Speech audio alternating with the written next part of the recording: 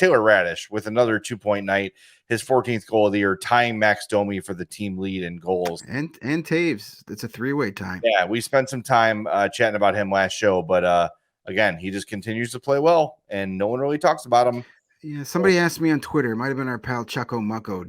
He said, do you try and trade him for a draft pick, or you hang on to him? I hang on to him at this point. There's no reason. I don't think the market's going to be much for him.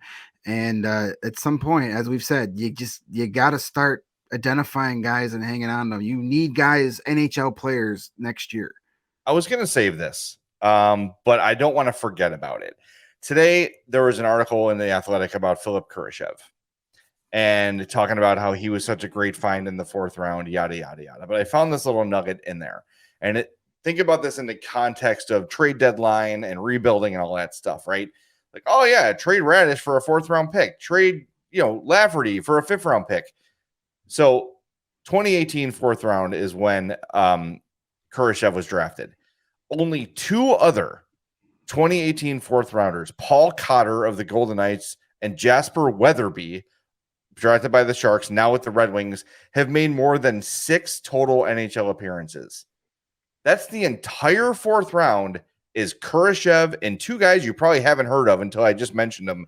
So before we start just giving away 20 goal scorers potentially for lottery ticket late round draft picks, look, you've got to have guys here that can play, and Raddysh is one of them. Lafferty's one. If someone's going to give you a second or a first for one of those guys, you start listening. But I'm not just giving up these guys for hey, maybe if we get really lucky, this pick turns into Taylor Raddysh. Or you already have Taylor Raddysh. You got him already. Yeah, you got him already, and can't trade everybody.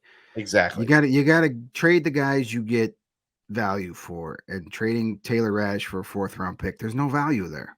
Exactly. So just something to keep in mind as the trade deadline approaches, and you're like, why didn't they trade so-and-so for a 4th? It's not football.